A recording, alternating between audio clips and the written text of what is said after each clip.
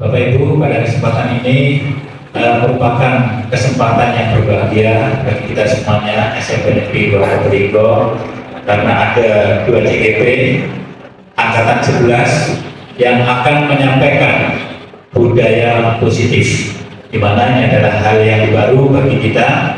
Mudah-mudahan dengan destinasi ini kita akan mengambil manfaat, mengambil hikmah serta ilmunya untuk bisa kita terapkan dalam kehidupan sehari-hari, khususnya di dalam pembelajaran di SMP Negeri 2 Probolinggo. Itu marilah kita bersama-sama menyiapkan diri kita untuk melakukan perubahan-perubahan. Dan ini adalah kesempatan yang baik pula, di mana dengan adanya diseminasi budaya positif ini, kita tentunya berharap ada perubahan yang positif, khususnya di dalam pembelajaran yang kita laksanakan sehari-hari ini. Itu tidak banyak yang perlu kami sampaikan. Saya berpesan kepada Bapak Ibu semuanya sebagai peserta maupun pada CGP agar kegiatan ini nanti bisa dimaksimalkan di dalam mengimplementasikan di dalam pembelajaran.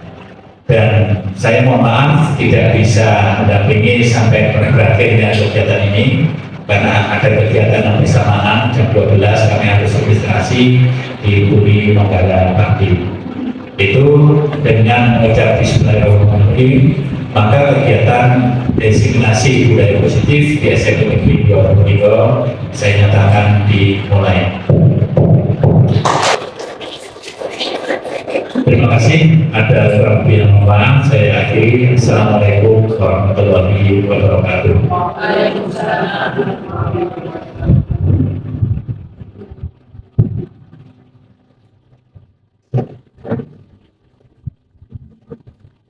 Terima kasih sampai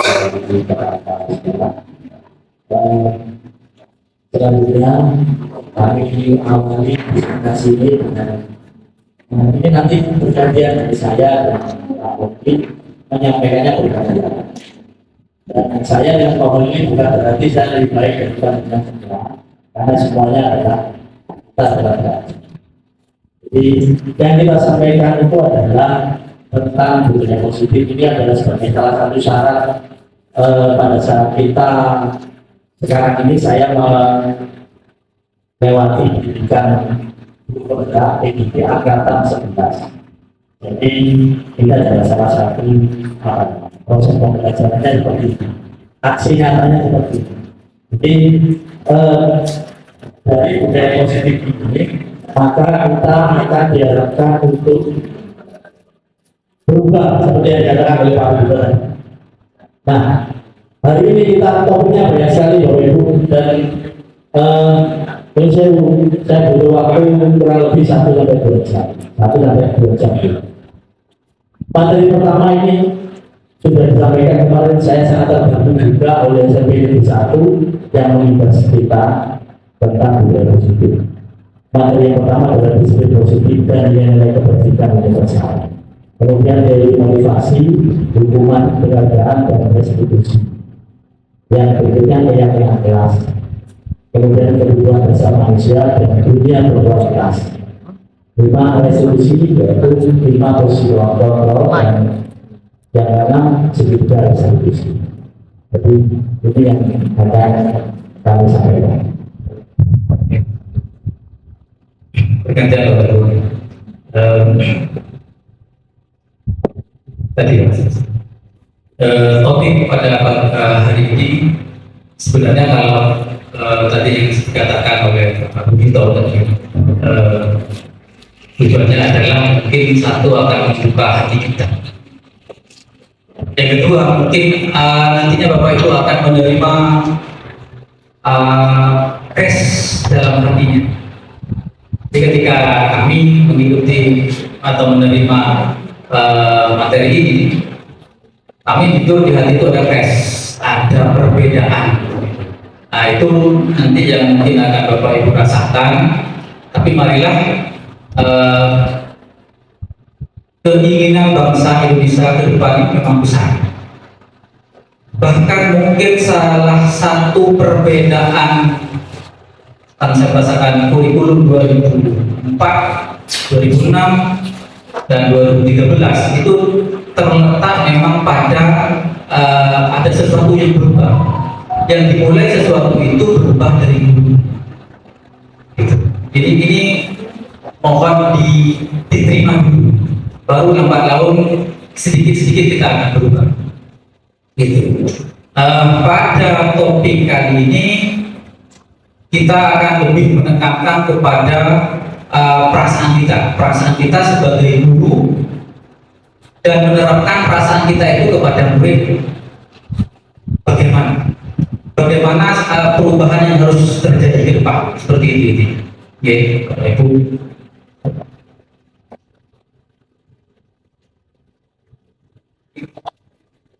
Kesepakatan.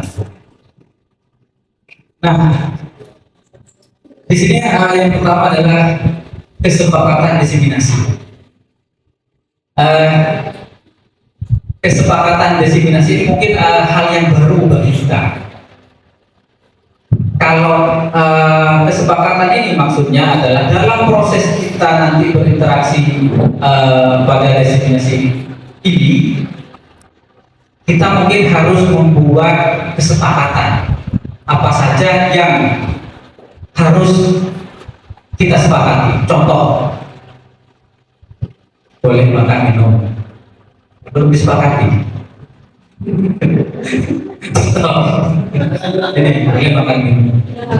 Nah, sudah habis itu. Nah, itu saya tulis. Jadi usulan kesepakatan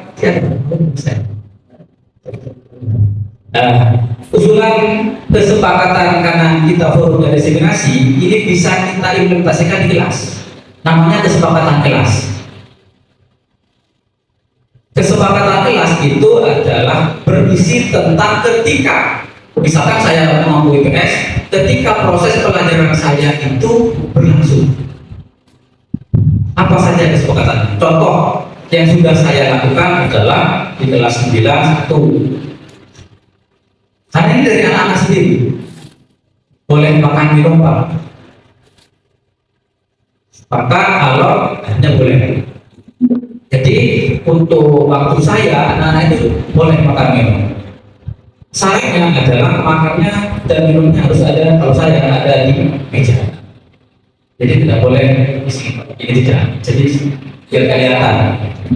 Bahkan ada kelas yang lain tadi, kelas 9E itu contohnya dia Pak boleh makan. Kalau yang lain itu, kelas yang lain selain E itu makan apa? Camilan. Kalau 9E itu bahkan Pak boleh makan nasi. Gitu. Karena di sana setelah saya cek, setelah saya, sebelum saya itu ada di olahraga. Gitu. Silakan. Seperti itu adalah kesepakatan dalam kita diseminasi. Kalau kita terapkan di kelas adalah kesepakatan kelas. Ini penting hal baru yang perlu kita lakukan. Termasuk Bapak Ibu yang tahun kemarin yang menerima efek itu titik ya kemarin. Anak-anak saya ketika jam saya yang ke museum, yang ke Megawati itu memang kesepakatannya. Gitu. Kesepakatannya yang di awal itu memang saya buat. Gitu. Salah satunya anak-anak minta ke sana. Akhirnya ketika misalkan ke Megawati di sana ngapain? Nah, itu baru saya rancang. Gitu. Sesuai dengan apa saya. Gitu. Jadi ke sana anak-anak dimakan, anak-anak sendiri yang merencanakan, kemudian kalau keluar biaya sendiri yang merencanakan. Saya tidak tahu. Kelas pun anggarannya saya tidak tahu. Itu yang sudah saya lakukan dalam kesepakatan.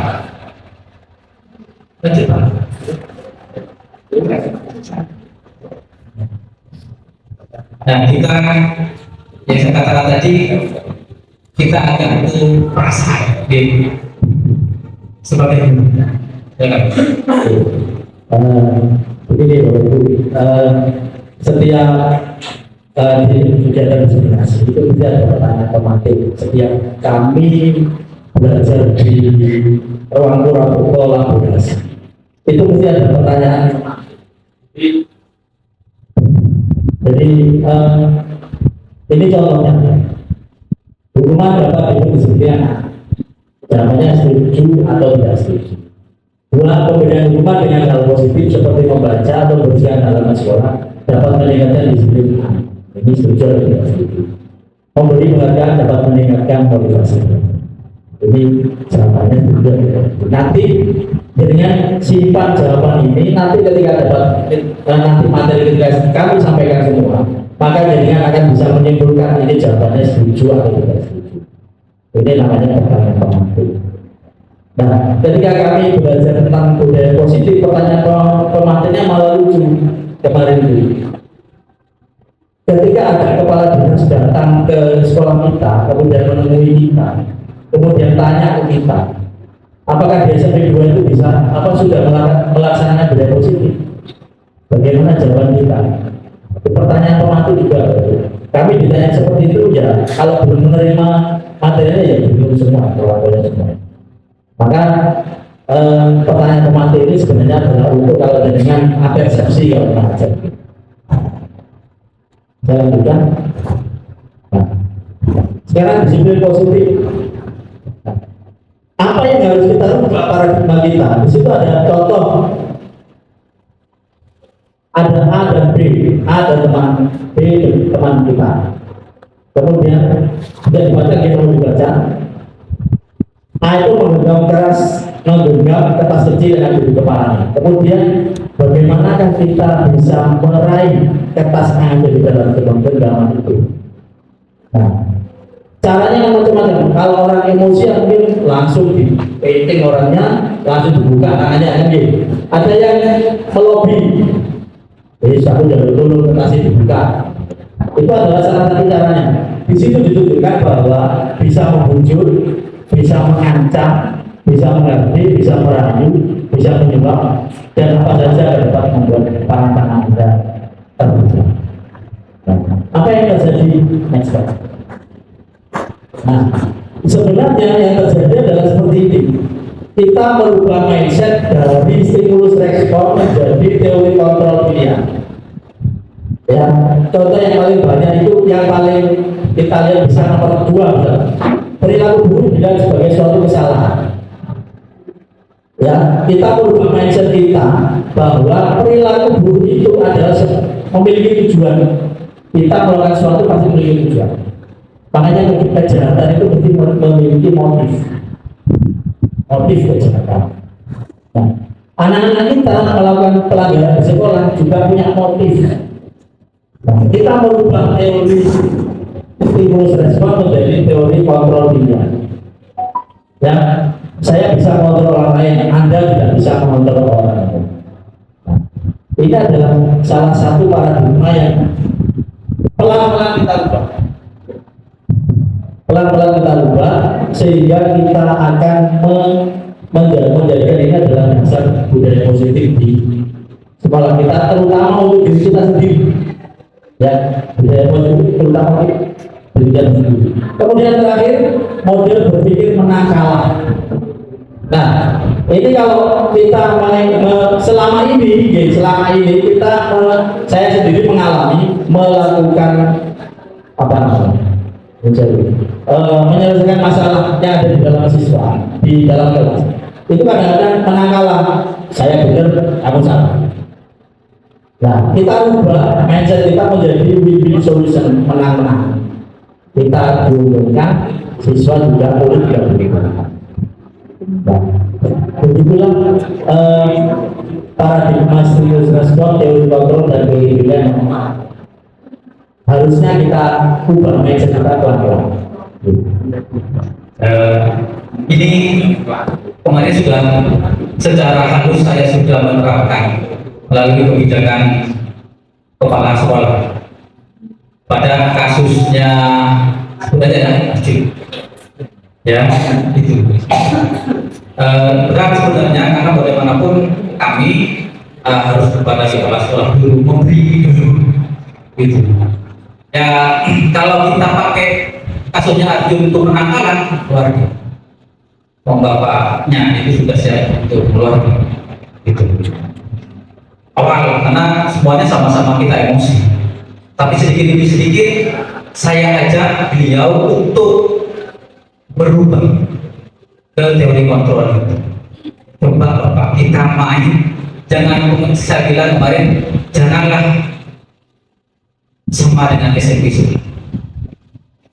Yang dimana ketika ada kasus itu, SMP sebelah itu memposisikan saya korban.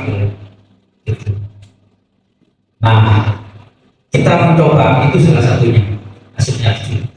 Oke. Pelan-pelan tapi berat memang.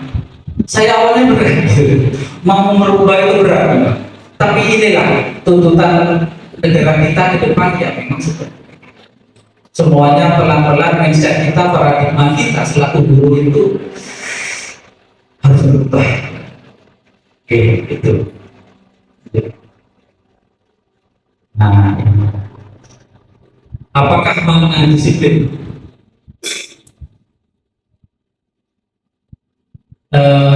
Berasal dari bahasa Latin, kira itu yang artinya belajar. Disiplin diri membuat orang menggali potensinya menuju sebuah tujuan apa yang dia hadapi. Namun dalam dunia kita, makna kata disiplin telah berubah menjadi sesuatu yang dilakukan seseorang pada orang lain untuk mendapatkan kepatuhan.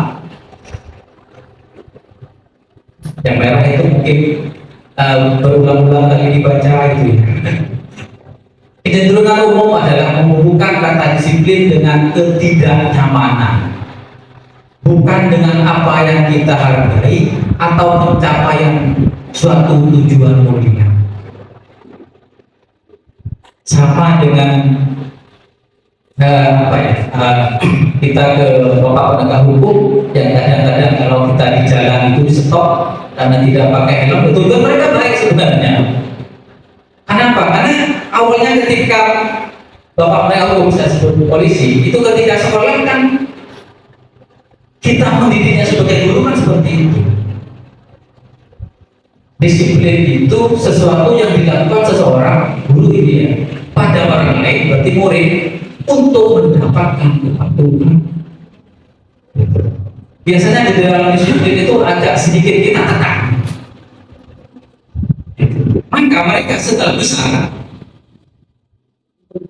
jadi penegak hukum. ini yang oleh negara kita ini pelan-pelan akan dirubah. Tadi Pak. Nah, untuk mendukung disiplin tadi, kita juga diajari namanya nilai-nilai kebajikan. Masih seperti yang kalau dalam Profil Pelajar Pancasila, ya isinya itu nilai-nilai kebajikan. Di situ ada beriman, mandiri, bergerak kritis, dan sebagainya. Nah, kita semua di dalam ini nilai-nilai itu kita namakan nilai-nilai kebajikan. Nilai-nilai kebajikan nanti harus dipahami penuh oleh siswa kita. Jadi bukan hanya maaf ya, kalau sementara pemahaman kita yang disebut dimensi profil pelajar Pancasila itu ya tinggi.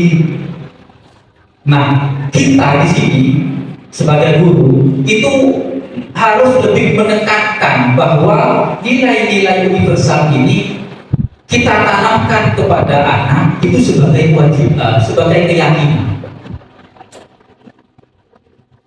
Jadi bukan hanya dibaca selesai harus kita patuh, tetapi tidak diyakini.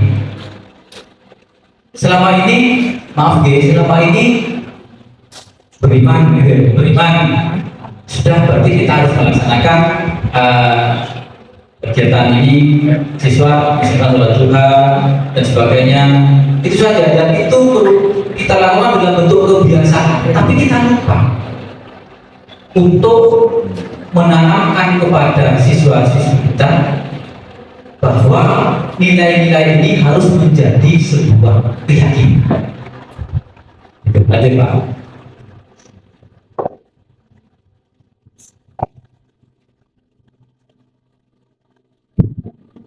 Oke, kita lanjutkan sekarang. Lanjutan dari tadi adalah motivasi, teori motivasi. Contohnya itu bisa dengan lihat satu, untuk menghindari hukuman. Kita melakukan sesuatu itu kadang-kadang untuk menghindari hukuman. Ya. Yang kedua, untuk mendapatkan penghargaan. Yang paling banyak itu biasanya. Nah, itu adalah motivasi eksternal, Bapak Ibu. Motivasi eksternal. Kayak kemarin saya mengikuti PGCGP itu sebenarnya awalnya dari motivasi dari pasar. Tapi lama-kelamaan ketika kita sudah masuk dalam proses pendidikannya, ternyata motivasi internal itu akan muncul yang seperti saya akan menjadi orang yang seperti apa saya melakukannya. Jadi untuk menghargai kita sendiri, untuk melihat potensi kita sendiri dan untuk apa yang akan kita dapatkan pada suatu saat. Itu dalam motivasi, teori motivasi perilaku manusia. Jadi kita melakukan apapun itu pasti ada tujuannya. Ya, karena tadi sudah saya sampaikan, orang melakukan kejahatan itu ada tujuannya. Ya, tujuannya apa? Motifnya apa? Motif kejahatannya apa? Itu punya tujuan. Dan itu motifnya dari mana? Dari diri kita sendiri atau karena pengaruh orang lain?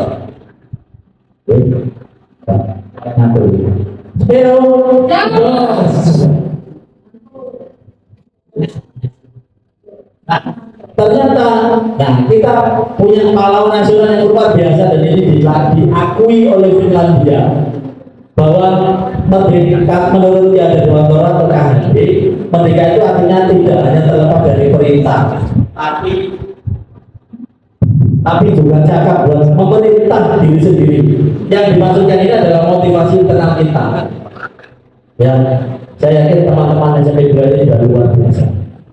Ya, walaupun Bu Yanti itu sering kumpulkan CP dan sebagainya, tapi motivasi internal teman-teman itu saya yakin luar biasa. Ya, seperti yang saya seperti ini kan sebenarnya motivasinya kan juga sedikit banyak ada terpaksanya mendatangi diseminasi. Ya, nanti pada suatu saat hal seperti ini dianggap penting oleh diri kita sendiri akan menjadi motivasi kita. Ya, di samping juga biasa. Nah, jadi dulu Tiada Dewantara itu sudah menyimpulkan bahwa merdeka itu bukan hanya terlepas dari perintah, tapi bisa mengelola atau memerintah diri sendiri. Ya,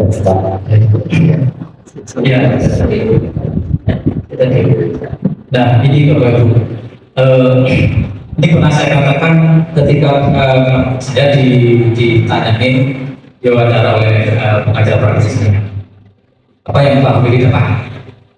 Saya jawab, seandainya pemikiran Ki Hajar Dewantara itu materinya diberikan ketika kuliah, maka kita akan menjadi guru-guru yang benar-benar profesional. Sayangnya kan kita sudah jadi guru baru diberikan, sementara kita juga di belakang juga mikir gitu ya, mikir anak gitu. Sehingga masuk hilang lagi. Program pemerintah ada yang baru, yang lama hilang sebagainya itu. Nah, kita pada program ini kita mengangkat lagi pemikiran-pemikiran Ki Hajar Dewantara. Salah satunya adalah ini, merdeka itu artinya tidak hanya terlepas dari perintah, akan tetapi juga cakap buat pemerintah. Kita kayaknya masih belum bisa memerintah. Jujur kalau kita tadi saya bilang anak-anak itu cenderung disiplin itu lebih menekankan kepatuhan, terlalu patuh takut akhirnya tidak merdeka. itu yang mari sedikit demi sedikit kita buka paradigma kita bahwa ke depan wajah pendidikan Indonesia ini tidak akan berubah, Bapak Ibu. Ya sebenarnya apa ya? Saya tidak berpikir hampir satu tidak boleh marahin murid itu, tapi saya tidak bergejolak ketika itu. Tapi lambat laun ketika apa sih kok mindset saya sekarang mau berubah seperti itu? Kenapa? Salah satunya, kenapa negara kita setelah berkumpul dengan negara lain itu lemah dalam hal kebijakan di dunia internasional? Diprediksikan, disinyalir ya karena memang dari segi pendidikan kita belum merdeka.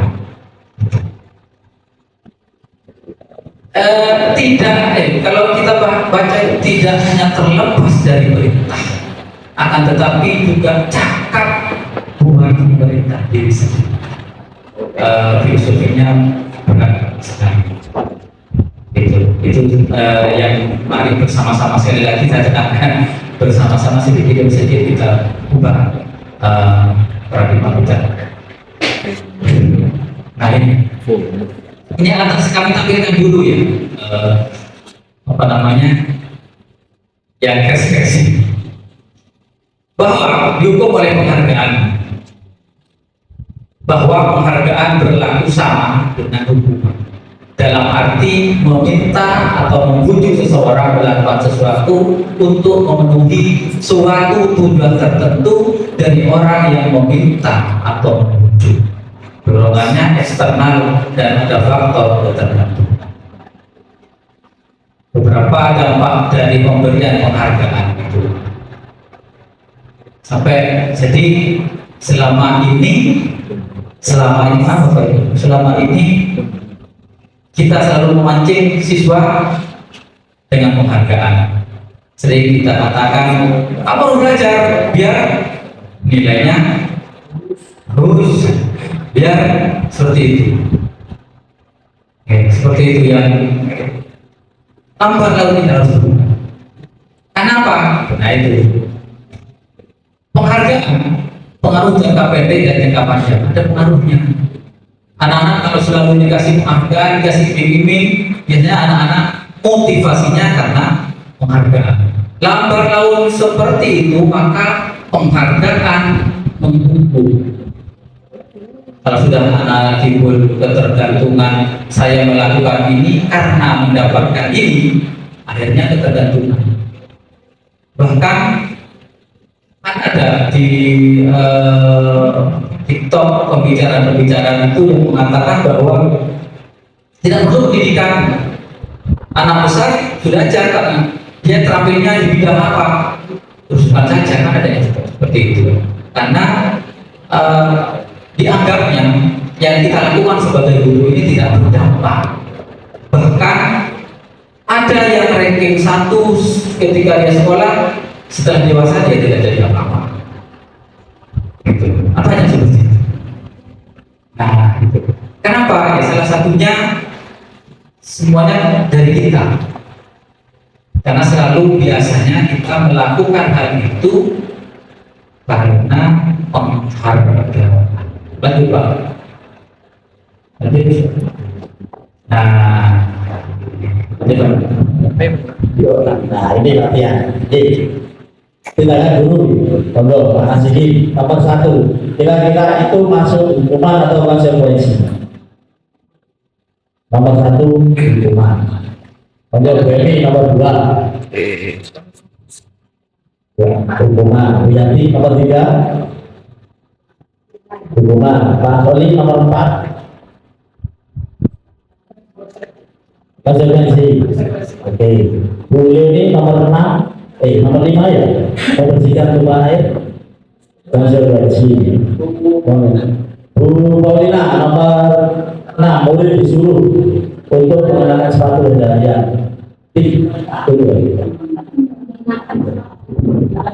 Tidak mengenakan sepatu hitam. Hukuman apa konsekuensi? Konsekuensi. Dan terakhir, monggo Bu Ina untuk pelajaran PJK.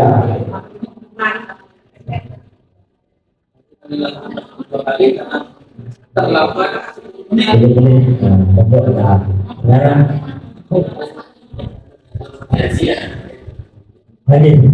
ini latihan dulu kita mau Pak. Konsekuensi. Yang nomor terakhir konsekuensi. Konsekuensi. Kan? Enggak, Pak Ali.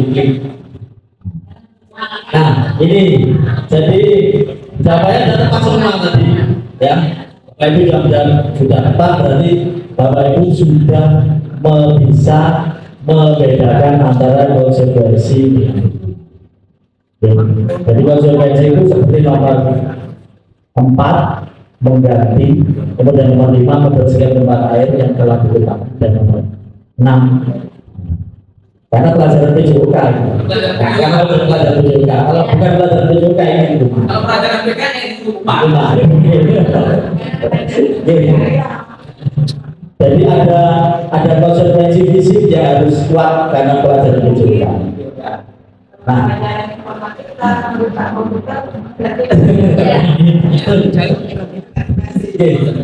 ini perbedaannya. Mungkin ini sudah pernah disampaikan pada saat pembahasan kemarin.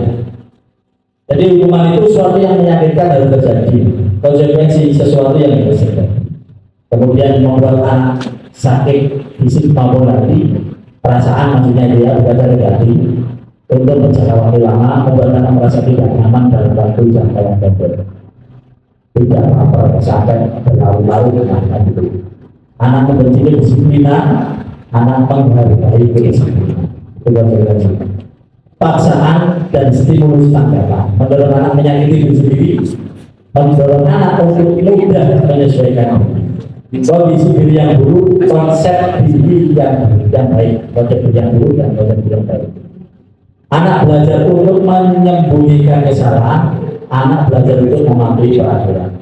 Marah, rasa bersalah, dipermalukan, menjadi kehilangan hak, dibuat tidak nyaman, dihasilkan untuk sementara tanpa jalan.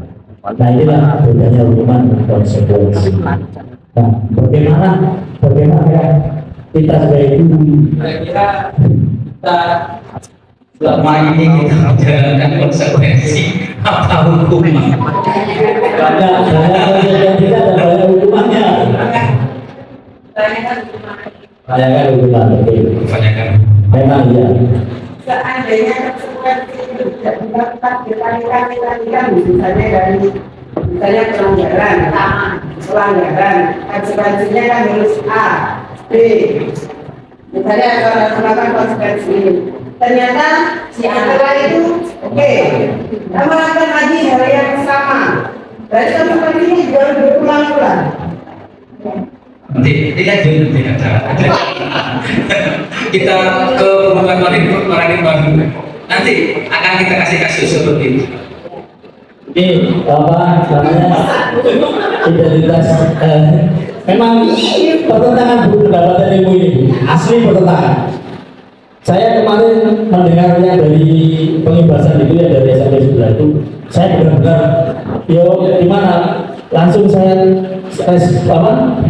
langsung efek nolak ke Bu Ari dan Bu Titi waktu itu. Gimana responnya Bu Ari dan Bu Titi? Lain gitu lah. Memang bergejolak memang pasti itu.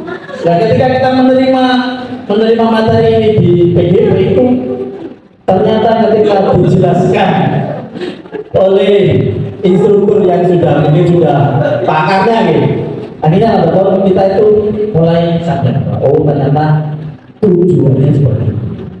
Tujuan di dalam ilmunya itu tujuannya itu ternyata luar biasa. Memang ini luar biasa, memaksa diri kita untuk berubah memang. Jadi ini contoh-contohnya sesuatu yang menyakitkan, konsekuensi restitusi. Nanti ini belum ke restitusi, ya, belum ke restitusi.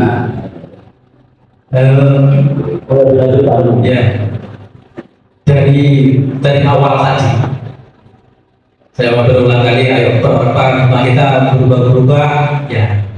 Hari di sini ini sudah mulai agak sedikit mundur. ada yang perlu kita sedikit memahami adalah hukuman, ada konsekuensi, ada restitusi. Di situ dikatakan hukuman itu adalah identitas gagal. Identitas sukses itu berupa konsekuensi dan restitusi. Iya, kita harus merubah, kita harus berubah, gitu. Jadi berarti yang selama ini, ya itu sudah bertentangan dengan saya terutama, waduh, ketika itu ya. Tapi kembali lagi, ketika kita kembali kepada pemikiran Ki Hajar Dewantara, kita ini mau merubah anak, kita ini mau menuntun anak. Itu saya lagi, anak itu kita dulu ya, anak itu bagaikan selebar kertas putih, ya benar ya, itu dulu. Anak itu selebar kertas putih yang bisa kita coret-coretin, salah ternyata. Anak itu adalah seperti kertas yang di situ warnanya abu-abu. Tugas kita guru adalah bagaimana memunculkan dengan cara menuntun warna-warni itu. Jadi bukan kita yang mengisi. Ya, ini salah satu pemikiran kita dalam tadi. Ya. Nah, sedikit merujuk lagi pada pertanyaan Bu Yongki tadi. Apa itu restitusi? Hukuman sudah, konsekuensi tadi sudah, sekarang restitusi. Restitusi adalah proses menciptakan kondisi bagi murid untuk memperbaiki kesalahan mereka, sehingga mereka bisa kembali pada kelompok mereka dengan karakter yang lebih kuat. Baca bolak-balik kadang saya nggak ngerti. Karena saya nggak ngerti. Restitusi juga merupakan proses kolaboratif yang mengajarkan murid untuk mencari solusi untuk masalah mereka. Di situ ada kolaboratif. Kolaboratif siapa? Antara guru dan murid yang bermasalah tadi. Proses kolaboratif yang mengajarkan murid untuk mencari solusi untuk masalah mereka dan membantu murid berpikir tentang orang seperti apa yang mereka ingin menjadi tujuan dan bagaimana mereka harus memperlakukan orang lain. Itu restitusi. Kalau saya mau mengartikannya, itu restitusi itu adalah sebuah langkah untuk mencari solusi terhadap permasalahan murid. Seperti itu 9 ciri-ciri restitusi. 1, bukan untuk menebus kesalahan, namun untuk belajar dari kesalahan. Kan kita tadi sudah disebutkan, kita sering menghukum. Nah, biasanya kalau menghukum itu nomor 1 itu untuk menebus kesalahan. Gitu. Kamu melakukan seperti ini, maka hukumannya seperti ini, maka sanksinya seperti ini. Gitu. Nah, tapi kalau restitusi bukan untuk menebus kesalahan, namun untuk belajar dari kesalahan. Yang kedua, memperbaiki hubungan. Yang ketiga, ada tawaran, bukan paksaan. Jadi dalam menyelesaikan masalah murid itu tawaran, bukan paksaan. Kemudian restitusi menuntun untuk melihat ke dalam diri, refleksi yang bermasalah itu. Restitusi mencari kebutuhan dasar yang mendasari tindakan. Jadi bukan langsung mencap, mengelabar ini kamu salah, biasanya kita gitu ya, kamu salah, gitu. Tapi di sini restitusi mencari kebutuhan. Kenapa dia melakukan seperti itu? Berarti dalam pemikiran Kiai Dewantara, murid yang melakukan kesalahan biasa maka akan ada kebutuhan dasar murid itu yang belum terpenuhi. Jadi murid yang melakukan kesalahan berarti murid itu ada kebutuhan murid yang belum terpenuhi. Pada restitusi ini, kebutuhan dasar yang belum terpenuhi itu harus sebagai guru kita cari. Gitu. Yang 6, restitusi diri adalah cara yang paling baik. 7, restitusi fokus pada karakter, bukan tindakan. Yang 8, restitusi fokus pada solusi. Yang 9, restitusi mengembalikan murid yang berbuat salah pada kelompoknya. Sampai di sini. Apa ya? Beda ngantuk. Beda ngantuk. Beda ngantuk. Beda ngantuk. Tepuk tangan dulu, tepuk tangan dulu.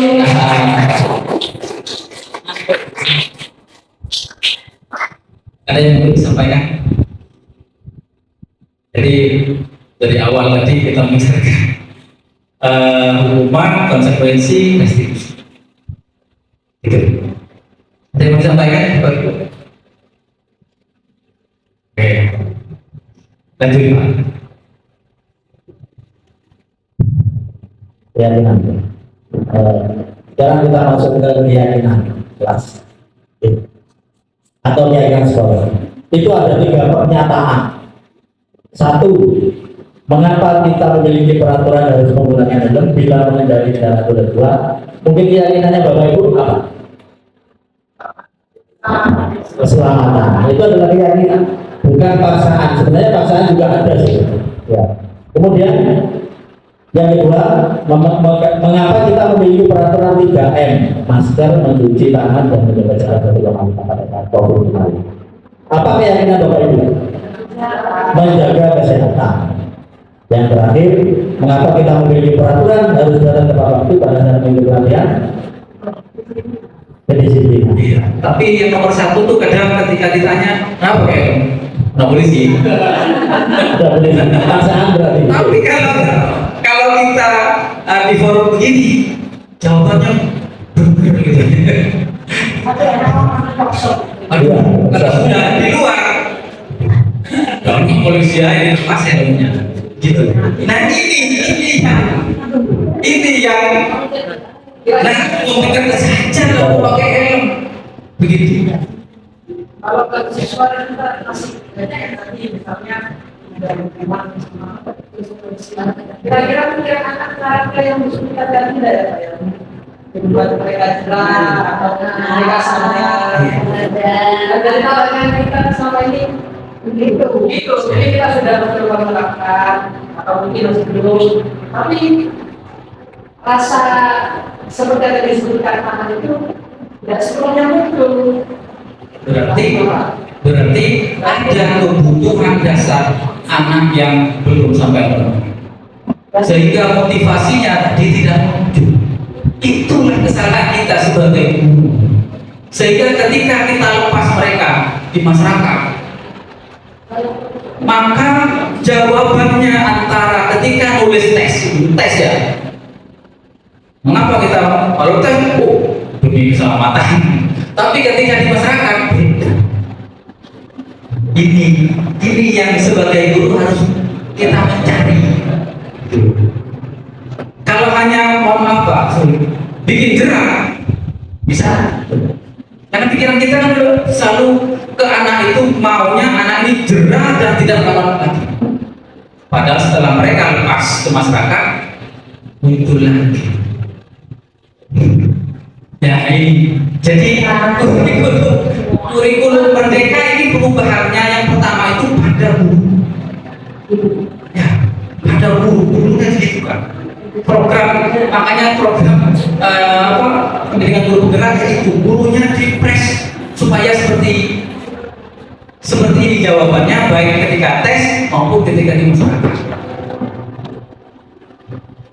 Ini mungkin telaah ahli pendidikan kita dari dulu berupaya masyarakat kita seperti ini. Sudah jelas dilarang parkir, mesti kita nyelonong. Tidak ada polisi. Gitu. Ya sudah tulisannya besar gitu. Gitu. Nah ini yang sedikit harus kita sebagai guru ini harus mencari lagi kenapa ya sampai dikatakan buang sampah di sini anjing, ada kata seperti itu, tapi tetap aja karena apa, tujuannya adalah jerah dengan kata-kata itu tidak membuang perilaku. iya, jerah dengan padahal yang di sini yang buang anjing di sini adalah yang buang sampah di sini anjing. Tidak buang sampah di sini, buang sampah di sana. Kan begitu. Nah, di situ tidak ada. Ini. Nah, tadi Pak Cahyo menyinggung ada peraturan kelas. Peraturan kelas itu berarti berlaku di kelas. Yang termasuk peraturan kelas itu adalah termasuk di dalamnya kesepakatan kelas. Belum kan?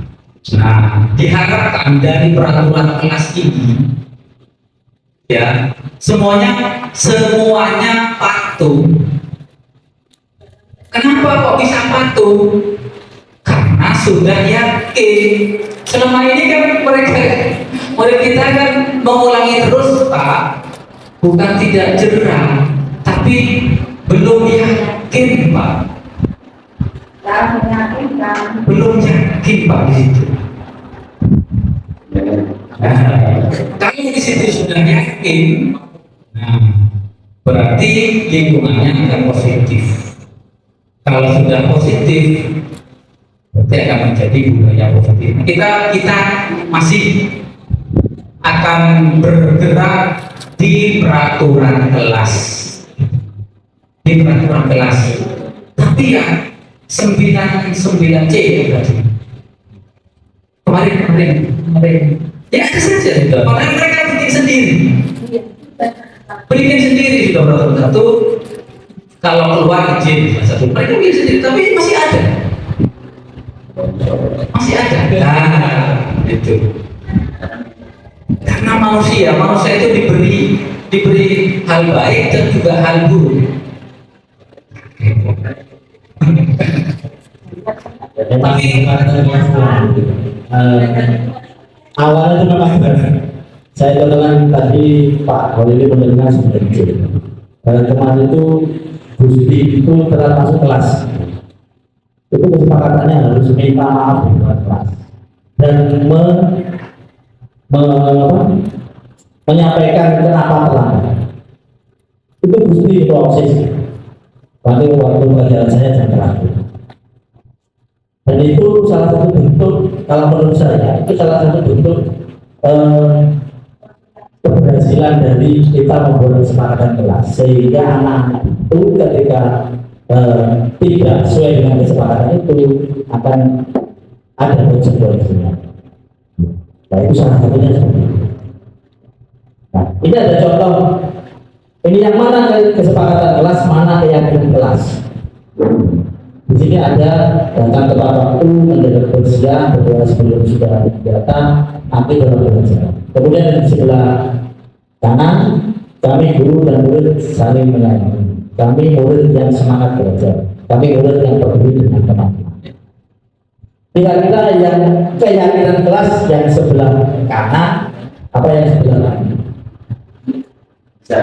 Yang keyakinan kelas. Kira-kira yang sebelah kanan, apa yang sebelah kiri? Yang sebelah itu semuanya diberi kesepakatan kelas ini, tapi sebenarnya satunya itu adalah keyakinan kelas. Yang kira-kira keyakinan kelas yang mana? Keyakinan kelas. Yang kanan adalah keyakinan kelas. Jadi kami dan guru dan murid saling menyayang. Itu keyakinan kelas. Kemudian kami murid yang semangat belajar. Itu keyakinan kelas. Kami murid yang peduli dengan teman-teman juga adalah keyakinan kelas. Jadi keyakinan kelas itu contohnya gini. Kalau saya kemarin memberikan ketika saya ada elaborasi pemahaman. Jadi untuk membuat kelas ini bersih dan nyaman ketika pelajaran, ya maka kelas itu kan harus bersih. Jadi keyakinan kelas kita supaya kita belajar nyaman itu kelas harus bersih. Itu keyakinan kelas kita. Kesepakatannya bagaimana? Kesepakatannya bagaimana kira-kira?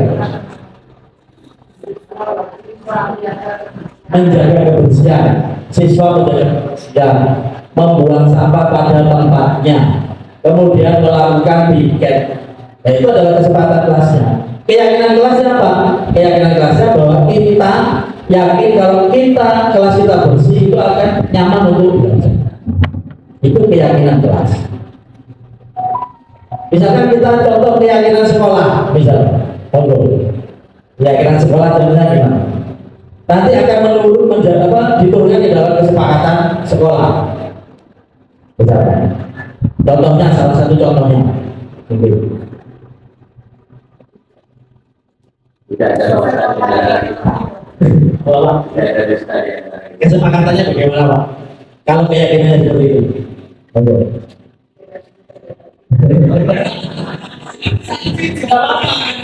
ini kan bebas. Cuma kesepakatannya diturunkan menjadi kesepakatannya bagaimana? Segala sesuatu dilakukan kesepakatan. Ini kesepakatan. Sudah ada. Ini salah satu.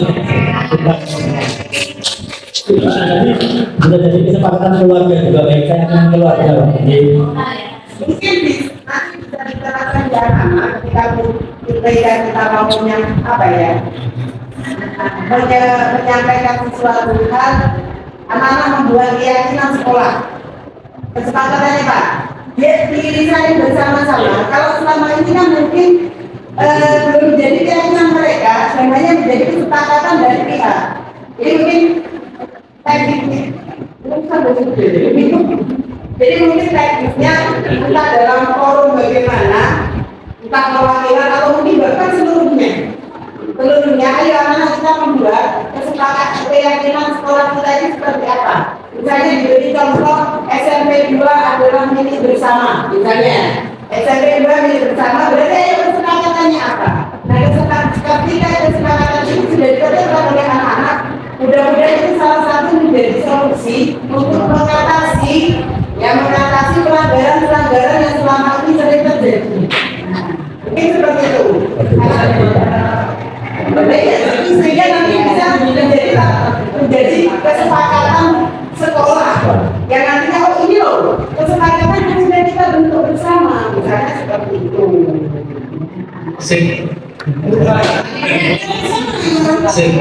Jadi mungkin ya kalau kita koreksi sebenarnya ada sudah dulu itu ada tulisan berupa tulisan di kelas itu sudah ada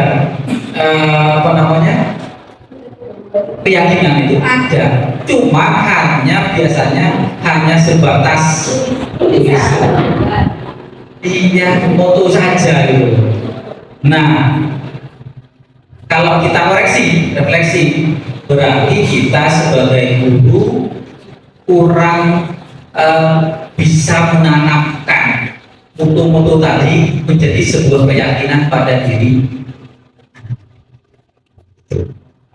Sama dengan ini, sholatlah kamu 5 waktu. Sholat lebih baik gitu ya. Kadang iya, karena kita tulis di sholat gitu ya.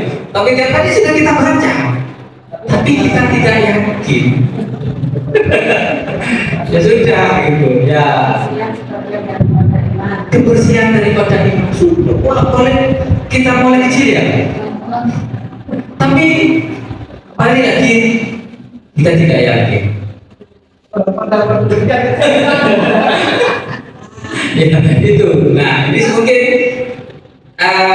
kita sebagai guru bagaimana cara meyakinkan itu.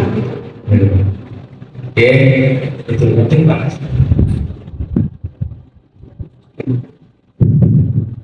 Ini sebuah peraturan. Nah, bagaimana keyakinan kelasnya? Selalu kembalikan buku ke tempatnya. Mungkin keyakinan kelasnya apa itu? Satu kata. Ya. Keyakinan kelas. Dari satu kata aja. Rapian mungkin. Dilarang mengganggu orang lain. Apa keyakinan kita? Nyaman. Oke, nanti kita jawab. Hadir di sekolah 15 menit sebelum belajar kembali. Disiplin. Dilarang melakukan kekerasan. Kasih sayang. Oke. Apa menghargai, saling menghargai. Dilarang menggunakan narkoba. Sehat. Bergantian atau menunggu giliran. Penting. Ya. Gunakan masker sehat ya, supaya sehat. Jangan berlari di kelas atau koridor.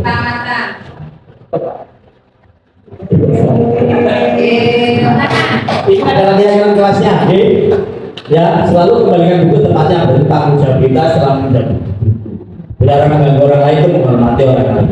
Hadir 15 menit itu komitmen, ya, menghormati orang lain juga. Melakukan kekerasan, dilarang melakukan kekerasan itu menghormati orang lain juga. Keselamatan. Dilarang menggunakan narkoba itu kesehatan. Bergantian menunggu giliran itu menghormati orang lain, bersabar. Paling mahal itu. Gunakan masker kesehatan dan jangan berlari itu keselamatan. Ya. Coba kita refleksi. Ini kan sebenarnya keyakinan kelas itu kan dimensi pelajaran Pancasila itu kan? Iya. Kita sudah menanamkan dimensi itu menjadi sebuah keyakinan dan harusnya. Jadi ke depan P5 itu harus ada pada diri kita sebagai guru untuk menanamkan keyakinan itu, dimensi itu menjadi sebuah keyakinan pada anak. Itu sebenarnya. P5 itu datang, kita bingung, sudah pokok garap proyek ini selesai. Sementara. Nah itu makanya kan salah satu bentuk kolaborasinya ya siang ini gitu. Jadi mungkin ya di situ di modul ajarnya ada tambahan untuk ya bagaimana menanamkan dimensi itu untuk menjadi sebuah keyakinan. Kalau Pak Soli misalkan supaya anak itu disolat gimana? Sholat Pak. Iya. Supaya rajin sholat. Tidak sholat, kalau akan masuk surga.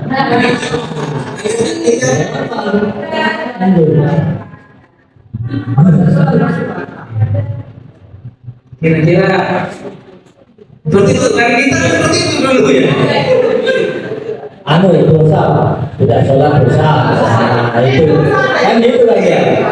Kira-kira gitu. Kita kan kita ditanamkan untuk sholat itu kan tidak sholat dosa itu tidak mendapatkan pahala.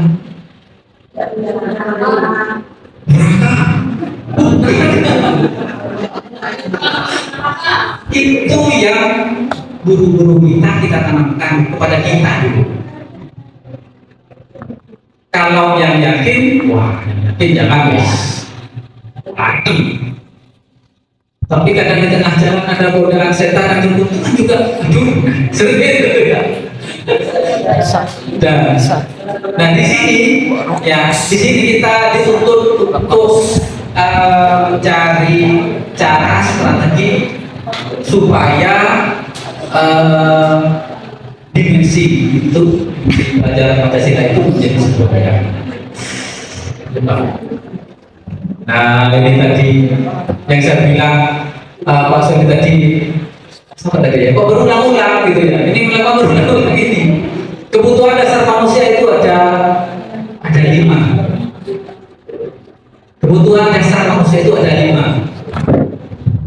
pertama itu adalah kasih sayang dan rasa diterima, kemudian ada kesenangan, ada kebebasan, ada penguasaan, dan ada bertahan hidup.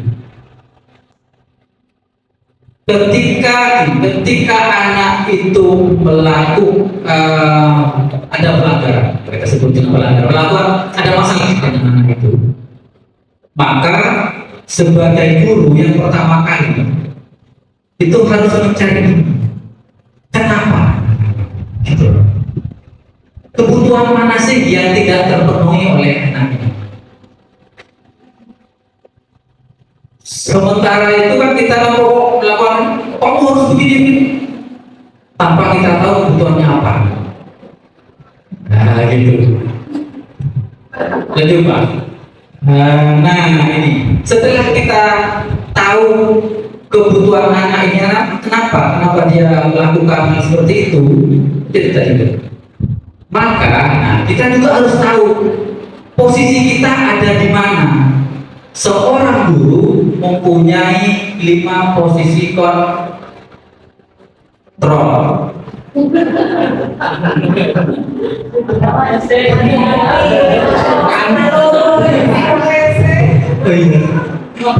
Nah itu posisi kontrolnya ada 5.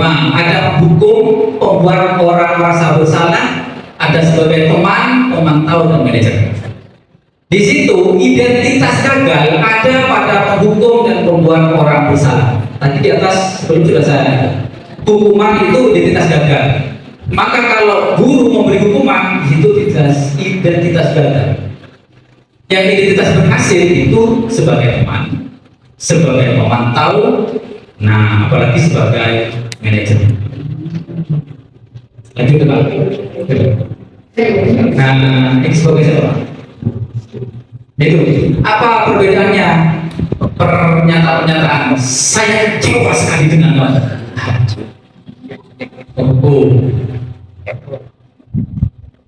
kamu tidak membuat orang rasa bersalah. Saya kecewa sekali dengan kamu. Maksudnya sih kalau dikatakan seperti itu, si anak itu pasti yang merasa bersalah. Itu maksudnya. Kamu tidak pernah benar melakukannya. Nah, kalau memang bagaimana? Ayolah lakukan lebih dulu yang terbaik. Kalau memantau, apakah kamu mau mendapatkan stiker? Memantau. Kalau manajer, bagaimana aku bisa menyelesaikan masalah ini? Nah, itu. Tuntutan dalam perubahan ini kita berada sebagai guru, kita berada pada posisi manajer. Nah, terus nah,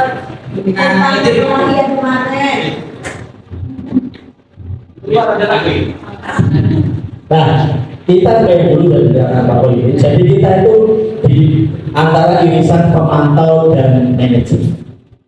Nah ini saya sendiri, seperti kemarin saya kemarin saya mengatasi anak berkelahi. Nah, akhirnya saya sebagai pemantau, saya berlaku sebagai pemantau awalnya. Tapi karena terbentur saya akan ada jam mengajar, akhirnya saya tapi sebenarnya itu bukan sebuah solusi, tapi saya mengharapkan dua itu makanya saya mengaku sebagai pemantau bukan sebagai manajer. Nah sekarang segitiga restitusi. Nah ini yang kemarin sudah ditampilkan pada saat pengibasan. Sebenarnya segitiga restitusi adalah salah satu alat atau metode untuk menyelesaikan masalah. Salah satu aja, Ibu. Salah satu. Jadi, nah ini saya tegaskan. Kemarin pada saat elaborasi pemahaman, saya itu lega sekali karena ada ilmu baru. Ternyata segitiga restitusi tidak bisa kita terapkan pada saat kasusnya contohnya kasusnya haji.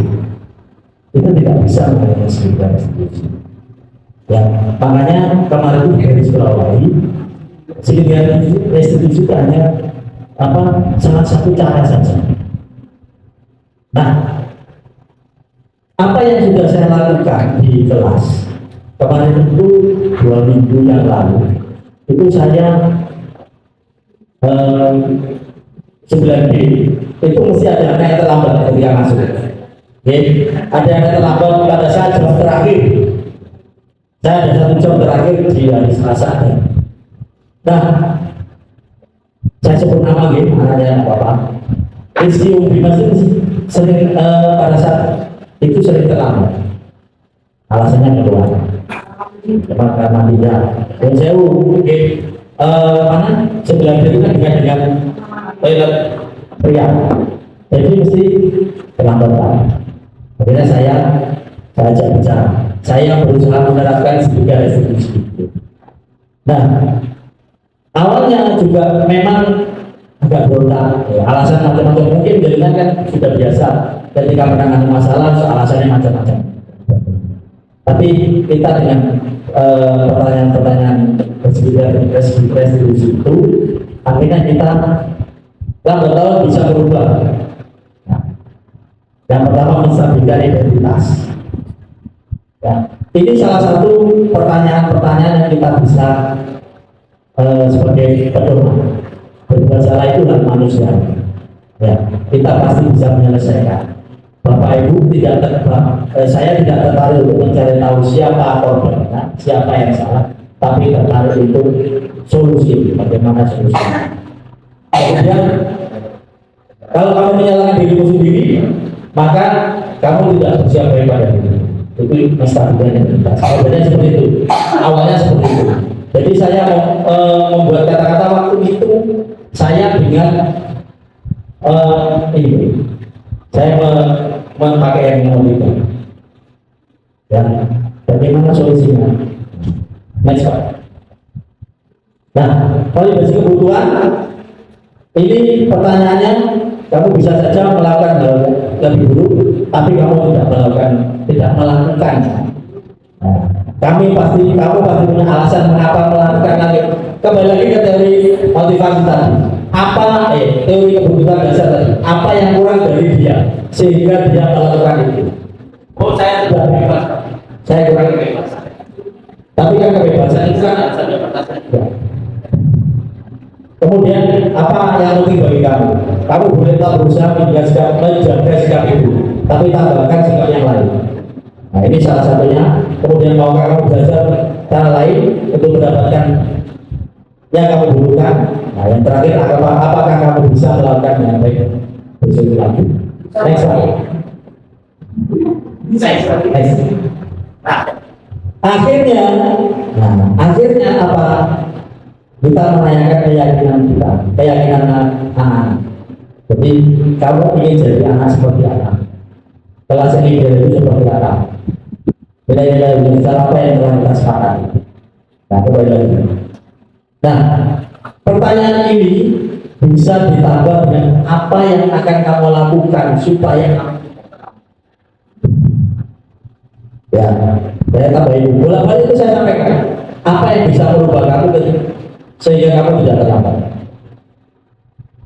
Kamu kan bisa ke belakang ketika tunggu saya masuk dulu, kemudian izin keluar, kan lebih sopan daripada dulu belum masuk kamu masih di kamar mandi, dulu sudah masuk kamu belum masuk.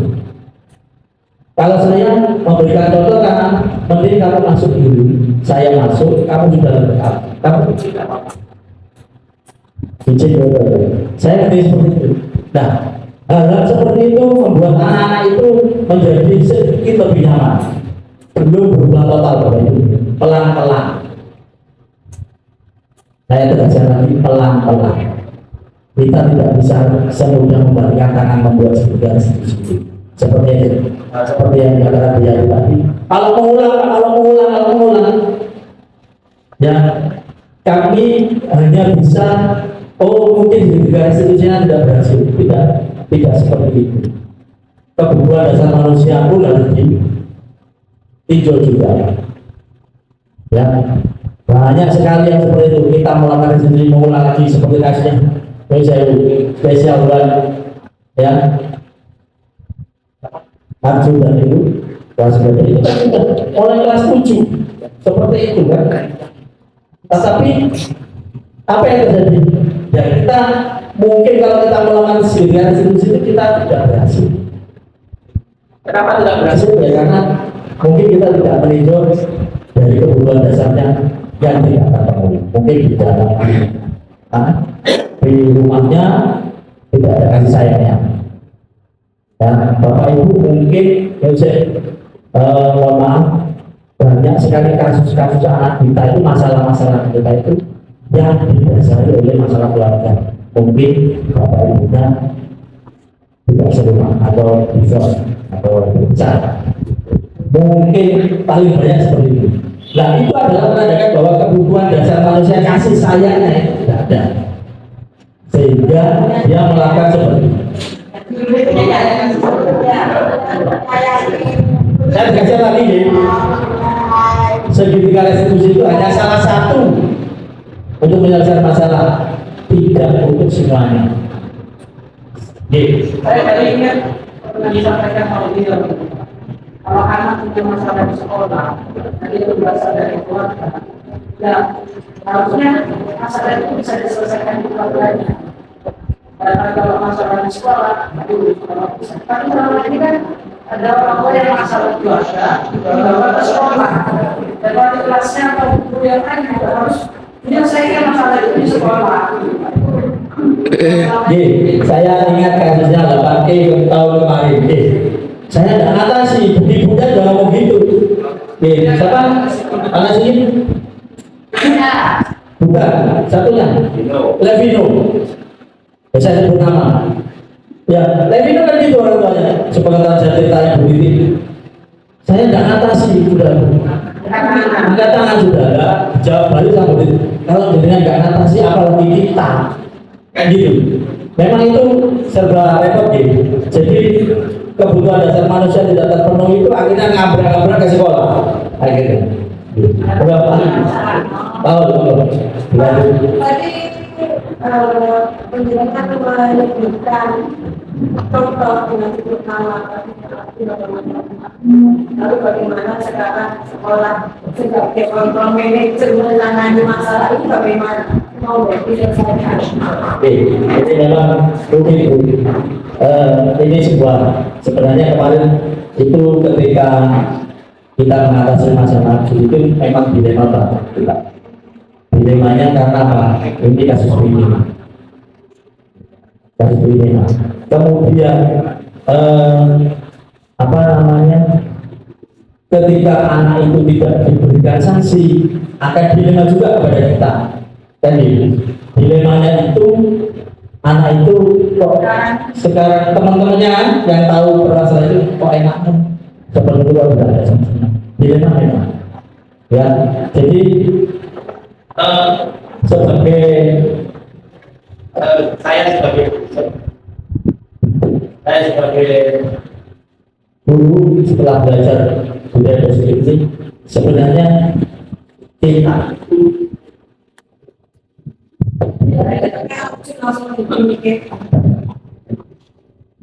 sebenarnya kita itu dilemanya itu ketika kita itu memberikan sanksi, karena itu termasuk pelanggaran berat.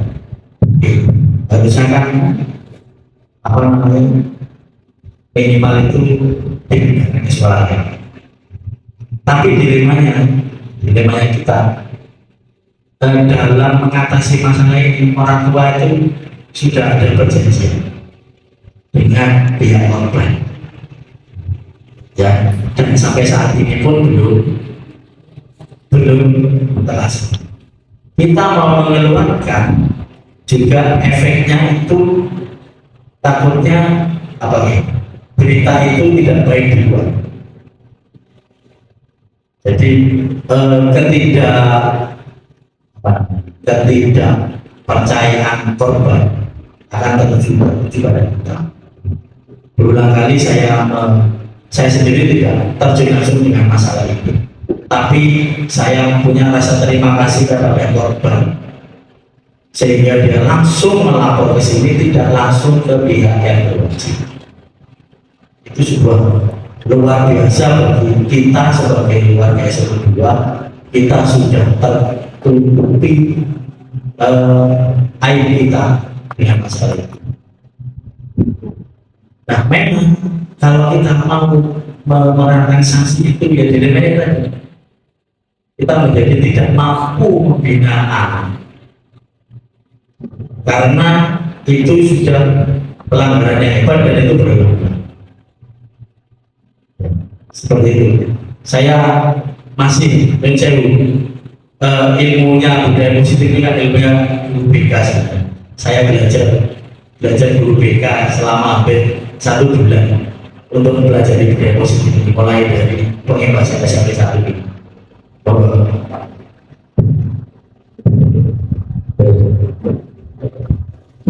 Dan yang pertama untuk yang kasus tadi sudah ditegaskan oleh Pak So, tidak bisa diselesaikan dengan sedikit restitusi. Kemudian juga ketika di grup saya, di kelas saya sudah saya sampaikan. Jadi khusus yang khusus yang akan ditangani oleh TPPK itu tidak bisa menggunakan segitiga restitusi. Segitiga restitusi itu biasanya lebih terfokus kepada proses pembelajaran. Dan yang tadi itu kan kita mulai kesepakatan kelas, keyakinan kelas, baru ada restitusi. Jadi segitiga restitusi itu adalah penyelesaian ketika pada proses pembelajaran dengan murid. Nah, kalau yang tadi yang kasus tadi kita harus berkumpul kembali pada posisi kita sampaikan pada posisi seperti sekarang ini kita tidak ya. Gitu. Maka kita mencari solusi terbaik ketika kita berkumpul nanti. Begitu ya. Biar juga selesai. Ini sudah terdeteksi, paling habis. Paling tidak Bapak Ibu yang kamu jelaskan tadi adalah mengenai budaya positif pada proses pembelajaran. Antara guru dengan siswa. Gitu. Jadi, paling tidak kami mengharapkan sedikit ada perubahan. Satu, awali dengan membuat kesepakatan kelas. Kita coba. Selama ini kan kasihan juga ada misalkan ada ketika kita enak ngajar, kemudian entah anak itu bikin masalah apa, dibawa langsung minta TPK. Bilangnya kaget. Kan sering kita begitu. Padahal itu pada proses pembelajaran kita, pada apa yang kita ambil. Tapi kita ambil karena kita sudah bengkel, diperingati tidak mau dan sebagainya, ambil anak itu taruh di itu.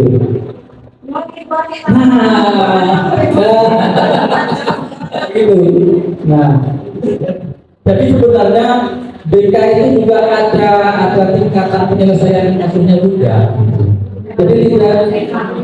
Jadi kalau dibuatkan ke ruang BK sebenarnya, nah, betul, gitu ya.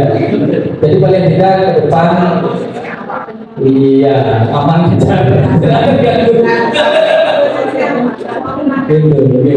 ya, ya. Paling tidak Bapak Ibu sedikit oleh kami para KIP tentang budaya positif.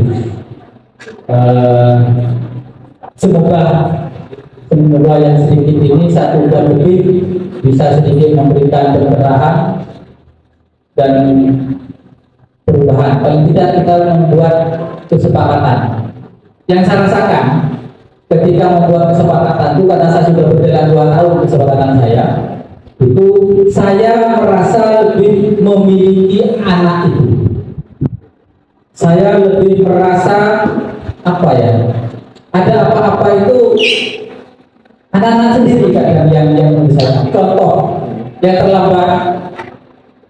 Kalau sudah berjalan kesepakatan kelas itu biasanya ada anak terlambat, anak-anak sendiri yang di dalam itu, Pak terlambat, seperti ini. Gitu. Kita diam saja, gitu. Kita diam saja. Nah, keluar sudah tersendiri. Gitu. Kalau memang kesepakatan keluar. Itu yang saya rasakan.